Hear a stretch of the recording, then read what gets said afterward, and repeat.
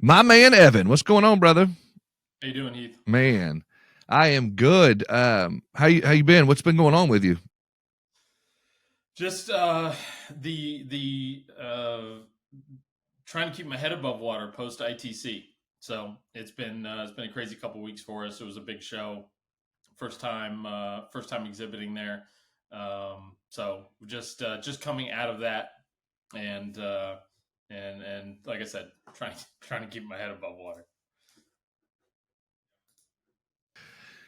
So for me, being at ITC a couple of times now, I'm still, overwhelmed almost sometimes with just the vastness of ITC and how many people are there, how many things are going on, the amount of vendors, the amount of, I guess, just a playground that is ITC. And I think they even called it, a wonderland, possibilities. So we've done so I've been with Mav for 5 years now. We've gone through some big changes as a company in terms of like who we're targeting and stuff like that. And a few years ago, we went to the Kitchen and Bath International Show. I think it's KBIS in Vegas, and uh, that was mind blowing. Just how many people, how big the booths are. It was like all four floors of the Las Vegas Convention Center. And so, um, and even and so that was a big show. And I still showed up to I because I went to ITC last year just as on a recon mission, and I was still, given that it was just insurance, I was still blown away by just how big ITC was. I was expecting a much smaller show. So I knew what I was getting into because I'd been to the show before, but like Matthew, our CEO, and our content people, and we've got a new head of sales, and so this was their first experience even seeing anything at ITC, and everybody was, I think, impressed by the scale. Yeah, dude, it blows me away. And, I absolutely love it. And, for me, like I said, it's like a playground for me. So, talk to me a little bit. Let's before we get too deep into things, let's take a walk down memory lane. I would love for you to kind of walk me through where you kind of started in your journey and what got you to where you are today with Mav. Gosh, okay. Uh, so the the the very very short version is that basically my entire career has been pointed to Mav. I'm 40. I just turned 44. Just had a birthday on Saturday. Um, but and I moved. So I'm out in San Diego. Moved down to San Diego from school from Santa Barbara in 2005, and started working in call centers, and I was just banging phones because that's what I did in college for beer money, was just bang phones, right? I could talk, I could get on the phone, and found a call center, um, banging phones for them. Didn't like it, didn't want it to be a career by any means, but got promoted faster than I could quit, and so ended up running the call centers. Ended up kind of liking, running sales teams, running call centers. It felt like a little bit like coaching soccer, which I'd done in high school, and I enjoyed it, and there's a numbers component to everything, which I enjoyed. And at that first company, a company called Client Shop, I met my two future business partners. Um, we A couple years later, we started up our own call center. We're doing live transfers in the financial services space. So debt. This was back right after. This was like right in the middle of the Great Recession. Loan modification. A lot of just anywhere that kind of anyone who was buying leads and needed calls. Um, and we sold that company, and I went, and the one time I went and got my first like proper sales job. I didn't want to deal with call centers anymore. It was, you know, the the problems of a $20 an hour employee was just things I didn't want to deal with anymore. And so then I went and I got a proper sales job, as I called it, and I realized that the problems of your top rep are exactly the same, whether they're making $20 an hour or $150,000 a year. It's the same. You've got your alpha dogs, you've got this, you've got the people that don't show up to work. It's just everything is the same. It's just you're just moving the decimal point a couple places. And from there, ended up my next sales job. I ended up with a company called Underground Elephant. If any Allstate clients are listening, I was brought in after they'd launched the Allstate Lead Marketplace. This was the company that built the Allstate Lead Marketplace for Allstate. I was brought in to help. I was running VP sales there, and I was running the CS team as well, and just trying to get as many Allstate agents signed up for that as possible and keep them on platform for as long as possible. And then after that, my oldest son is autistic. We didn't know it at the time. He was 2. He kept getting kicked out of daycares. And so I took a year off.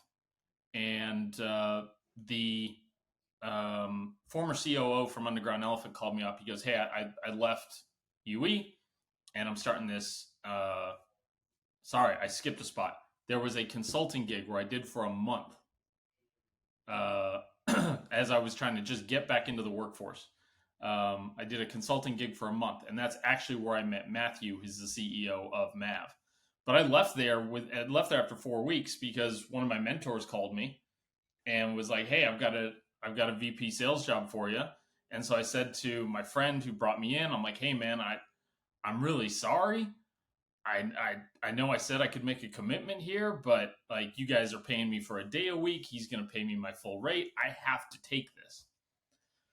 Anyways, that was a real estate tech startup. I don't know if you remember companies like Purple Bricks back in like 2017, 2018, but we were a competitor there. It was a company called Home Bay. And I was there for about 3 years until that was 2017 to 2020. COVID came around. But while I was at Home Bay, Matthew had reached out and he said, "Hey, I've been building these bots from an agency standpoint," because that's what he was doing when I met him. He was building the bot for this company. I was coming in to consult from the sales team. And he's like, I'm starting to turn into more of like a SaaS product. Can you take a look at it? So I was one of Mav's first clients. So then COVID hit. I went to another company, another VP sales job. I was running a team of 200 between SDRs and AEs. And that company raised about $40 million. And they at this point, I took Mav there as well. At this point, I'm starting to see there's 2 things happening. There's product-led growth, and then there's AI. And so product-led growth is, hey, let's get you started, 7-day trial, 30-day trial, and then it's just an upsell motion from there. I'm like, okay, well that's not and what they're trying to do is really do a ton of non-sales led. It's product led. It's non-sales led. So they're trying to cut down on sales costs. And I'm like, uh-oh. And then with AI and what Mav was doing and everything else, I'm like, man, I'm about 5 years away from VP sales roles just not existing for what I do, right? Big sales team, call centers, like low level sales stuff, not the enterprise stuff. And I'm like, well, I either got to get into enterprise or I got to start selling bigger ticket stuff, or I got to get out of sales. And Matthew reached out to me and he says, I'm really starting to, he goes, now that COVID's over, this is March 2021, now that COVID's over, how quaint. He said, I'm starting to take this, I'm starting to put a little more pressure on this, and I'm starting to take this a little more seriously. What do you think about coming on? And he couldn't pay me much. So it was another one of those 1 day a week consulting gigs. And I picked up another one. And so I was piecing this together, but everything was focused on, I was like, I love Mav as a product. I loved having it for my team. And I thought that Matthew was onto something. And so it was like 6 or 9 months before I could even come on at more than a day a week kind of thing to kind of help out. But everything, like I've sold leads, I've bought leads, I've ran call centers, I've run sales teams, I've run support for companies that are. I've touched everything in terms of buying leads, working leads, selling leads, and now now I'm in the tech space. Now I'm trying to put my old self out of business. So, okay, man, you said a lot there that I wanted to get into a little bit. First of all, if you don't mind, let's back up a little bit. First of all, thinking, you know, retrospectively, if you be able to have that hindsight kind of thing, like to say everything you've done, not everything, but most of what you've done in your career, leading you and pointing you to Mav and where you are today. That's got to be kind of a cool feeling for you of thinking through that. Like a lot of people are like floating through and trying to figure out, okay, next move, what's going on, why is this happening, what's going on. But for you to be able to have that clarity of whether it's Mav or whatever, just people say, I feel like I've learned so many lessons along the way, and I've been prepared all along the way to lead me to where I'm at right now. Is that what does that feel like for you? Um, so there's a lot of pressure there because you know, if this doesn't work, what have I been doing for the last 20 years? Right. Um, so, so there's some pressure there. I've gone over that with a therapist or two. But Yeah, it's, it's nice to be able to know very quickly how I can help folks. And to the domain expertise of being on all sides means I can tell the lead buyers what the lead sellers are actually saying. I can tell our lead selling partners what our lead buying customers are actually feeling, right? And I know what it's like to run the call center. I know what it's like to have to manage an overseas call center. I know what it's like to have more leads to work than reps available. I know what it's like to have more reps than leads to work. I know what it's like to, have leads and reps and no customers. Like I know what all of these things feel like because I've done all those jobs. Um, and so it's there's a lot of pressure that comes with that because, like I said, this if I can't make this work, right, what do I go do next? Um, yeah, but it's nice to be able to have that conversation, and it's nice to be able to kind of talk to everybody from uh, not a confrontational thing, but from a hey, we're looking at this sure. problem together. Um, one of the things, and I've been in this industry for 20 plus years, and the conversation of leads has been going on for as long as I've been in the industry. But that conversation is sometimes it's changed, and obviously the nuances have changed a little bit due to, different, like internet or with, different platforms to be able to get leads. And you've got people now that, companies are using things like Candy Crush to get leads or using apps, to get, their leads somehow, or they're buying them from different forms. Whereas maybe back in the day when I was getting leads, it was more traditional of, they would send out, 10,000 postcards and get responses back from that, or a company might send out surveys or whatever it might be. And, the phone call would be different of like, hey, I see that you responded to this or that, or we got back a postcard with this information. You were interested in a lead or interested to talk to someone about your car insurance or life insurance or whatever. Um, I say all that, there's been lots of changes throughout the years though, but however, the conversation of leads has been going on for a long time. In your experience, and again, running call centers and running, different verticals, it seems like out of insurance too. Um, have you seen that change, or is that change been, that different, or do you see a lot of similarity, a lot of things that have been the same, or is it D all the above? I mean, the sure. I mean, everybody who's bought even one lead has either been burned or felt like they've been burned. And that's there's a lot of, I don't, it's hard to, so I got into this with somebody at a conference, and it was a lead gen conference. And it was it was actually an insurance roundtable. And I got into it with one of the lead sellers there, because there was lead buyers at the table, there was lead sellers at the table. And I got into it with one of the lead sellers because now I'm neither, right? And I'm on the tech side, because he said that it wasn't his responsibility to teach these guys how to close deals or work these leads. And I likened it to IKEA doesn't send you home without an instruction manual, right? Like you can't just send people a bunch of particle board and screws and say figure it out, right? And so when I say that everybody has been burned or feels like they've been burned, the folks that feel like they've been burned also just might not have had the tools. They might not have had the temperament. They might not have had the training.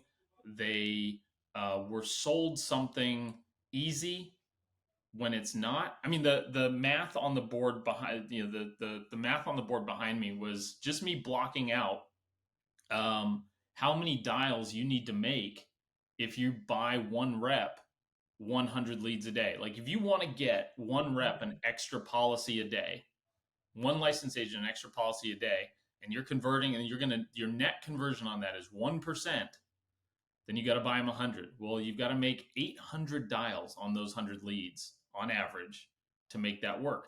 And I think that's the part that doesn't get communicated clearly enough, and why people think that lead quality goes down over time is because, yeah, if you buy 50 leads a day, you're signing up for 400 dials. And if you do it tomorrow, you're signing up for another 400 dials. And if you and those first 50 leads are kind of easy to get to because they're the only 50 leads you've got, and they've come in throughout the day, and you're making 7 dials an hour, right? And then a little later in the day, you're making 15 dials an hour because you're making that second dial. But after a week, all of a sudden, lead quality, quote unquote, goes down. Well, really, what it is you just can't get to the leads fast enough. You're cherry picking, right? Because you've got so many dials in front of you. You're like, I'll call this guy in this zip code. Oh, maybe the guy in the other zip code was the one that was going to pick up, and that is the tough part about, like we at ITC talked to a lot of folks that had built their insurance agency off of repeat and referral, traditional agents, taking out ads in the school yearbook and shaking hands at soccer games and stuff like that, personal network stuff. And you can't give those folks a list of leads to call. That's not why they got into insurance. They didn't get into it to be a call center rep. But then as an agency owner, you hit your head on the ceiling of, okay, I've got this team. I'm happy. I'm running. I've got a business I like, and it's running.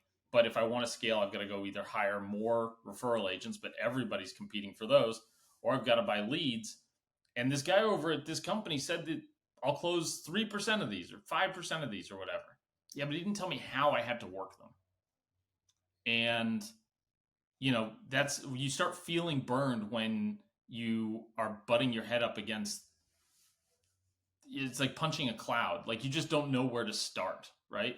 And that's one of the things that I think has given the lead gen industry and leads in general a black eye. And I feel for the lead providers, right? In that, like, yeah, you're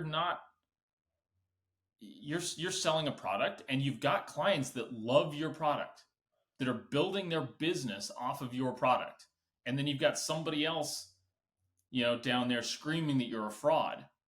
And then you've got the guy in the middle who goes, all these leads suck. These are terrible, but I need more. Well, which is it? Right? Yeah. Are they terrible, or do you need more? And so, it's tough, but listen, it's because it requires a certain expertise. It requires, it requires a me.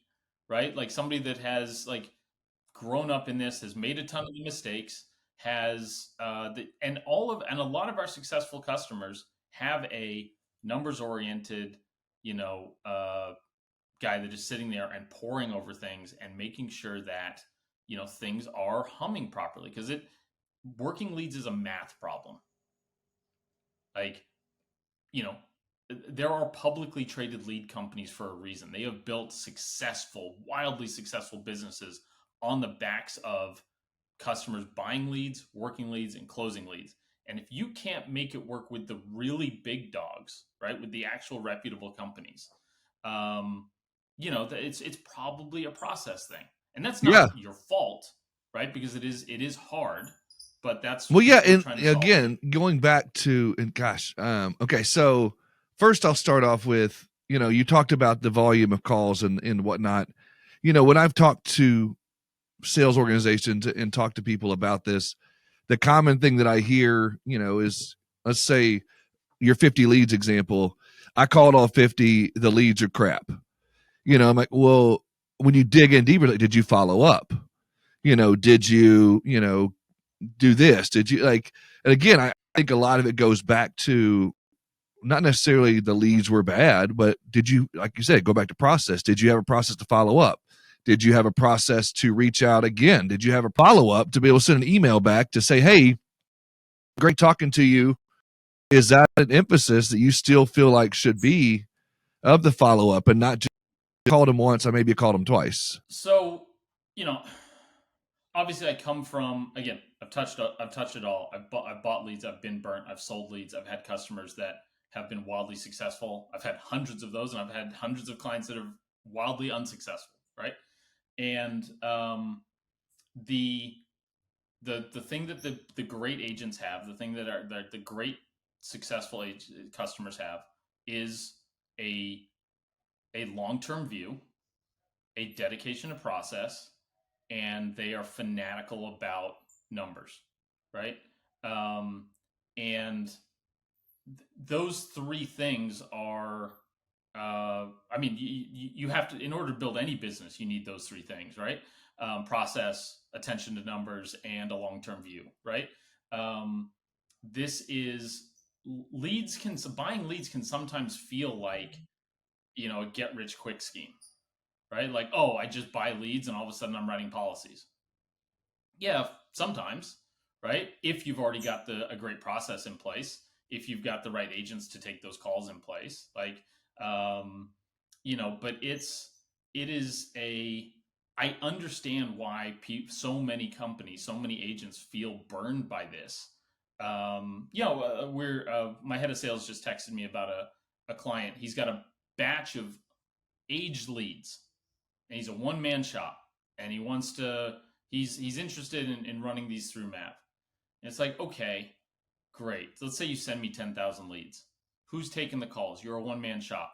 So that means I can only work a couple calls. I can only send you a couple calls a day, maybe 10 calls a day, right? So now we're spreading this out, right? And he says, well, if this works, I can go start buying leads again. Sure, but now you're looking at like, how old are these leads? Are these 9 months old, 3 months old, 90 days old, like 6 months old? And what is the definition of works, right? Like, because for me, if I'm working an age lead, if I get you even a couple people on the phone, right, that's a win because the lead's already paid for. But if you look at it and go, wow, you only converted 0.5% of these, and that won't work.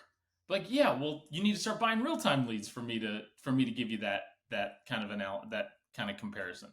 Um, so it's for those folks that are in the in that position, right? That like you've gotta you've got to figure out a way to take a good run at it, right? And make this about math and not about, well, if this doesn't work today, then I'm turning it off, right? Because it probably won't work today, but 30 days from now, and again, the biggest agents in the country, captive or independent, a ton of them are buying leads, and they're buying more leads than you think they are. And it's not the advantage here of buying leads is that your chief marketing officer is now just your Amex. Like as many leads as you can fit on your Amex and as many people as you can get to work the leads. That's the advantage there, is that scale becomes nearly infinite if you've got the right process involved. And so that's the thing that we're trying to more or less democratize for folks. Yeah.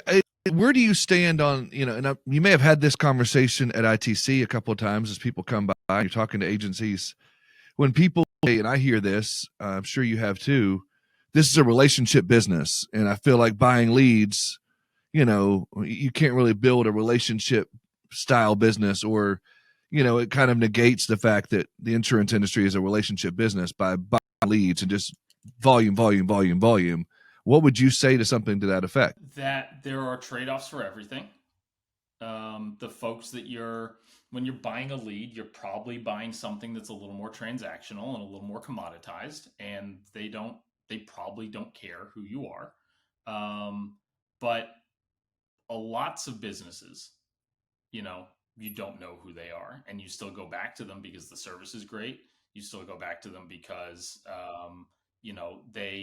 it didn't start out right it didn't start out at a soccer game, but you know, what have you done to make them to Yeah. build that relationship, right? So It's you kind can of still have like the relationship even though you're buying leads. the It just remote comes work. in the backside, a different avenue of having.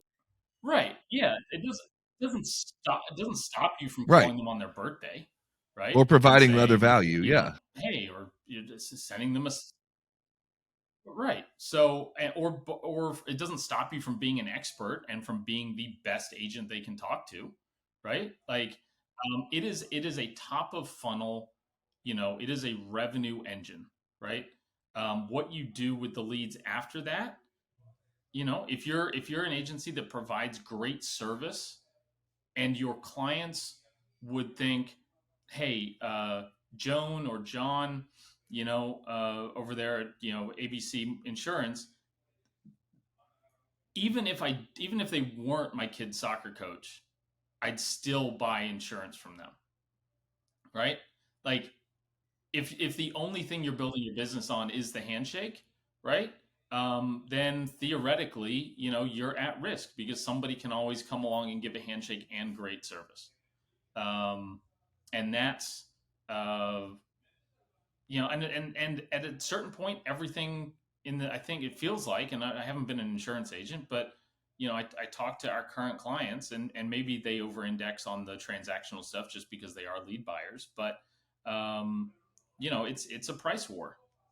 And if you've got to be able to go above and beyond, I think you've got to be able to do both. You've got to be able to offer a great rate and get them in the door, but you got to be able to keep them there. It may not have started off in a traditional manner, but you still build a relationship on the back end by providing value, by showing your expertise, by showing where what you're made of, so to speak, and not just transactional. Now, if you continue the relationship transactionally, then, maybe you're not focused so much on the relationship, and there goes that argument. But I think you can still have the relationship mindset. I mean, I'll use Matthew and I'll use Matthew and I as an example, right? Matthew, Okay. our CEO, we have never worked in the same city. We have never worked in the same office. I'm here in basically a office, a co-working space. He's out in Vegas, but I have tremendous loyalty to him because he has, again, I mentioned earlier, my oldest son's autistic. That's a big drain on my time and mind share and focus sometimes and performance other times, and it's also the most important thing to me. But he like we don't sit in the same office. Like we talk every day, right? But like he has earned my like loyalty, right? That like yeah, I've been offered other jobs and I've been offered this and I've been offered that, but like you know, I can't get from another boss what I get from Matthew in terms of he knows who I am, he knows my situation, and everything else. And so that's worth more to me than a few extra bucks somewhere else, right? Um, and I, you know, that's a but it's kind of like, can you build a, for a sales leader, can you build culture with a remote sales team, right? It's the same type of thing. It's like, yeah, you've got to make sure that your reps know you care about them. You've got to make sure that, they have what they need. You've got to make sure that, you've got to be twice as responsive, because they can't just walk into your office. They've got to book a meeting with you and things like that. Like, there's all of that goes into it. And I imagine it's the same thing for servicing, these folks that are coming in the door, that, yeah, again, it might start transactional, right? But go build a relationship with them.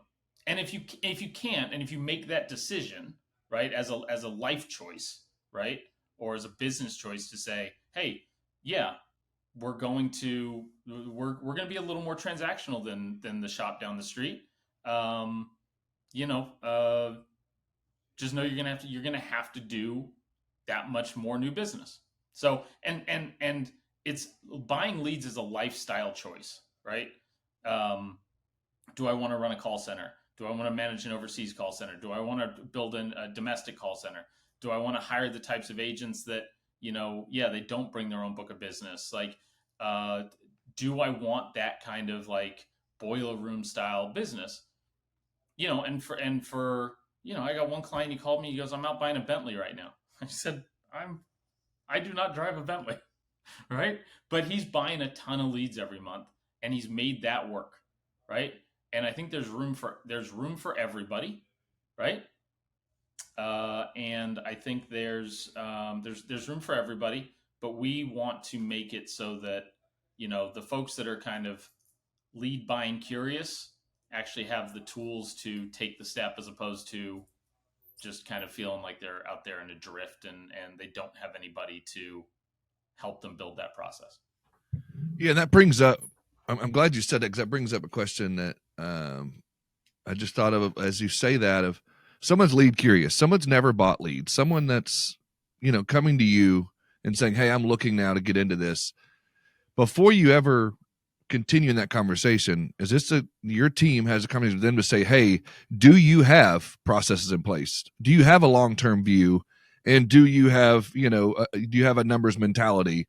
Do you counsel them on that before you ever get into that? Or is that part of the things you guys do at Mav? Yeah, and the pivot to, when we were a scrappy startup just trying to work, we're industry agnostic. We were, debt, mortgage, home services, any of it, right? If you had leads and you needed us to text them, we were going to figure out a way to make it work. And I always told people, if you give me 60 days, I'll give you a path, right? The pivot to just focusing on insurance has been huge for us, because, yeah, it's kind of allowed us to turn down some business every once in a while, and tell people, like, hey, this probably isn't going to work. Like the guy I was saying with the age leads, I would guess that, one, starting from an age lead standpoint and making us go prove it isn't that long-term approach, right? And some people say, well, you don't have a lot of faith in your product. I go, no, I just don't want to have to prove it twice, right? Because, yeah, I gotta win you over on your old dusty leads, and then you're gonna say, well, that didn't convert high enough, and I'm gonna be like, great, well, let's go buy some new leads, and now I've got to like run 2 pilots, right? I think I think there's like the habits of highly effective lead buyers, right? They have a long-term view.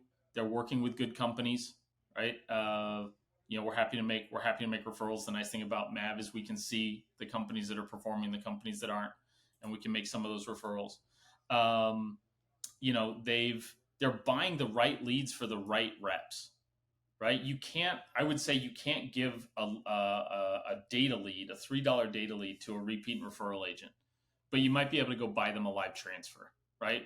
Will they pick up the phone to make 8 dials on the $3 lead? Probably not. But if there's an inbound call coming in, and and it's a qualified, interested consumer on the phone, they might pick that up, right? And they'll probably pick that up because they might have to work a little harder, right? I think the folks are honest with themselves about what's possible with leads and what's not. If you're expecting these to close like an inbound lead that you're getting now at 30% or 50% or 80% because they found your Yelp, or found you because they said, like, 92109 insurance agent, right? I think that's I think you're being a little dishonest with yourself. I think you Sure. need to set. I think you need to know what you want to pay for a new piece of new business, and then from there build a process to go make that work. Um, but that's the absolutely will I say this is not a fit for you or for us the way you're thinking about it right now. If you want to start checking all these other boxes, I'm happy to help you or happy to kind of take you down that Yeah, path. as we have independent agents listening to this and we have carriers and whatnot listening to this, as we talk about leads for a minute, I'm interested to know from you, or to hear from you on this idea of, I have to either go all in on this being a lead buyer versus I'm doing well here with referrals and the soccer games and the buying, this, that, and the other. And then I could also have an internal sales team, and I can also have another avenue with lead buying. What do you say to that? Can you have that agency where they have the traditional referrals and soccer games and all the things you talked about, but yet let's go this route too and have an additional revenue stream and try this out? Yeah, I mean the what I say when I'm doing like proper like sales consulting, right, is um you usually have to segment your sales team by the type of leads that they're either working or the type of clients they're working. You wouldn't give an enterprise uh, sales rep, right? Who you need out there closing a $500,000 deal or $1 million deal. You wouldn't give him a list of plumbers to go cold call into, and then wonder why he quits a Sure. month Yeah. later because that's not what he wants to do, right? Um, and by the same token, you wouldn't give the entry level rep, Coca-Cola as a prospect, right? Like there's you do have to match the lead type and the potential and the client type to the skill set of your team. And it's like you can't give inbound calls to outbound reps. As soon as you do that, you turn them into inbound reps. And so um, if you've got a dialing team, right, and you want to make it more efficient, right? Well, I wouldn't start sending inbound calls into those same agents because they're just going to start waiting for the inbound calls because they convert. They're easier. They convert so much higher. It's a better quality of life. It just is, right? The same way that Yeah. I wouldn't give a list of leads to the referral agent, right? So the biggest companies in the world all have different sales Yep. teams. They've got a enterprise sales team. They've got a mid-market sales team. They've got an SMB sales team. There's nothing stopping an insurance agent from setting their business up the same way. Right. Yeah. The last thing that I am interested in, and as I channel the audience here, of what is your, similar to the other question, but what is your thought process on quantity over quality? That it's a math problem, and that if your goal is a $300 cost of acquisition and you can get there with a $9 lead, or you can get there with a dollar lead, and everything else backs out, what do you care? Like, I mean, for me, with the thing that I do, right, and the way that I like with my skill set Mav aside for a second, set the SMS bot complete to the side. With my skill set, I am buying the cheapest possible leads that are compliant and reputable, but they're cheap, they're unfiltered, and because I know I can build the process around working those leads and turning them into qualified calls for my sales team, right? Um, uh, but if I had a team of licensed agents and I wanted to start buying leads, I would start sending them either live transfers, right? Or I would try and make it as many call focused as possible, for a couple of reasons. One, the quality of life thing, and two, if you're feeding these agents these leads and you are the reason they're putting food on the table, it's not their book of business they're bringing to you, it's your marketing dollars that are putting food on their table. um, I think the easier you make that job for them, the more lucrative you make that job for them, the higher your retention is going to be, and the less likely they are to be distracted by something down the street, right? Um, and we know that staffing's a tough issue in the insurance space sometimes. And I think the more tools, the easier you can make that job, and the more lucrative you can make it, the longer you're gonna keep your employees around.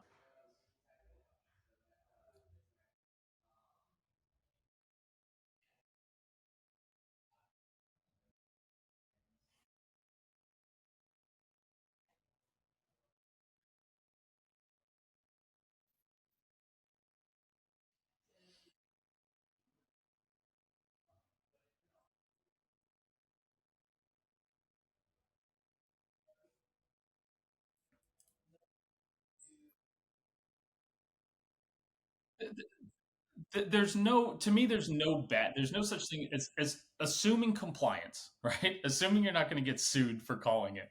And this you avoid that by working you avoid that as much as possible by working with the reputable companies, right? So stay away from the fly by night lead companies.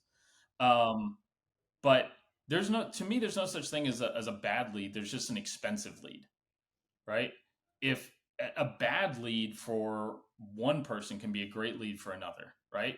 And that's a difference in process. Uh, a and you look at these, and this is one of the reasons why we're going to be doing our customer conference, and we're going to be basically bringing out our customers to learn from our biggest customers so that everybody can benefit from.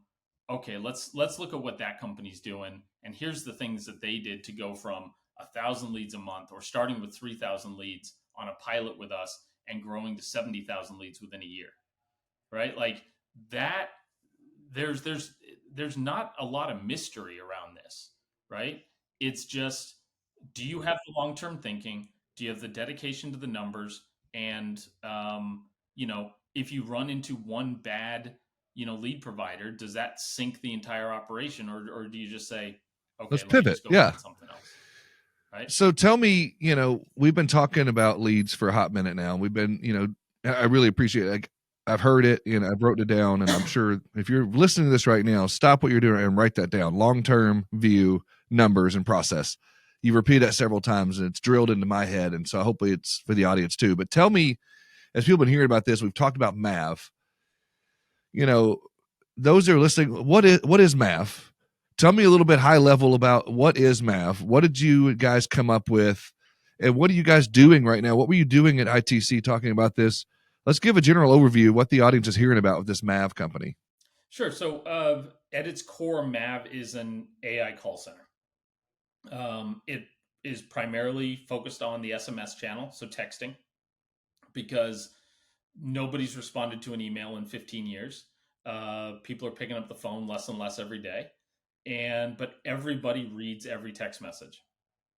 And uh, if I were to get a text message right now while I'm talking to you, Heath, I could look at it, probably answer it, and really not break the conversation too much, right? It'd be a little rude, but I could pull it off, right? If my Yeah. wife were to text me or something like that. But if somebody were to call, I'm just not answering that phone call, right? I'm not checking my email right now. And so that's the difference between that SMS channel and the other channels. Anyway, so what we do is, like, when we talk about long-term thinking, process, and the math problem, is we are the process and the math problem. We are the thing that you need. When I say that, agents, to make leads work, need a guy like me, Mav is the kind of Mav is the thing that I'm concerned about as a um, Mav is the thing that I'm concerned about as a sales leader, as a call center leader, that would be putting me out of business, right? That is, like, doing this job for me, that is doing the lead response. It's the pre-built cadence, it's the pre-built scripting, it does the qualification, and it's getting all these people on the phone. And it's the thing that, was like, to, what am I going to do in 10 years, right? When AI is a lot more prevalent. And so that's what we are doing. And when I say we're democratizing that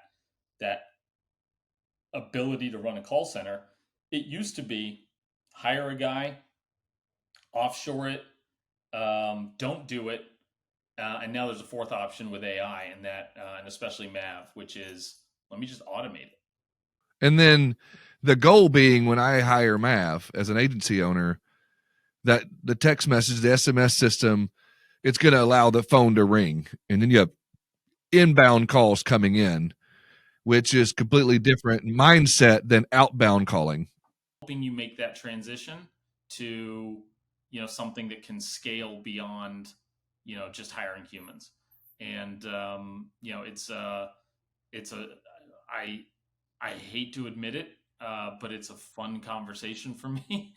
I don't know. I don't know how it got to this point, but I have fun. Putting the numbers into the Excel sheet and showing you, hey, if we can convert at this and we can buy at this, and go talk to this guy over here, and he'll get you set up. And I mean, like, we have the blueprint for agencies to scale from 1,000 leads, from 0 leads to 70,000 leads in a month. In a month, at a 1% conversion, that's 700 policies that they're writing, right? In a month. Unbelievable. Unbelievable.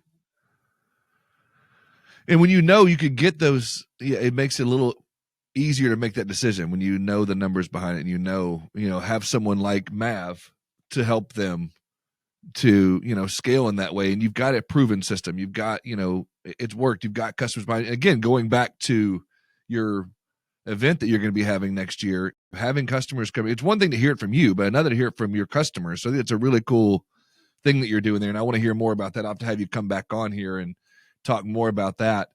But hiremav.com and check that out. If they want to just follow up, and just get to know, Evan a little bit more, or, anybody else that you've mentioned, LinkedIn be the best way to find you, or an email address you want to put out there, or just go to Hire Mav and find you? What's the best way to find you? Yeah, Evan at Hire Mav. I'm Evan Smith on LinkedIn. There's a few of us out there, I think, but I'm the Chief Growth Officer at Mav, and Evan at Hire Mav, or they're on LinkedIn. I'll respond. If you want a demo, I'll find a way to get back in touch with you. Yeah. Yeah, I guarantee you guys have a great process for getting back to people and a good follow-up method. Right. I have no doubt about that. So, guys, make sure hiremav.com. Go check it out. So I'd love to hear from you guys, and I would love for Evan to hear from you guys. And just make sure you go check it out. And you know how to find me, Heath at insurancetownpodcast.com, or hit me in the DMs. And then find Evan at Hire Mav, and tell us what you think about it once you check it out, and maybe do a demo and all the things. But anyway, man, Evan, I can't thank you enough for being here and hanging out with us, man. I really, really appreciate it, and I'm so excited to have you in the family. You too. Thanks a lot for everything, Heath. Appreciate you.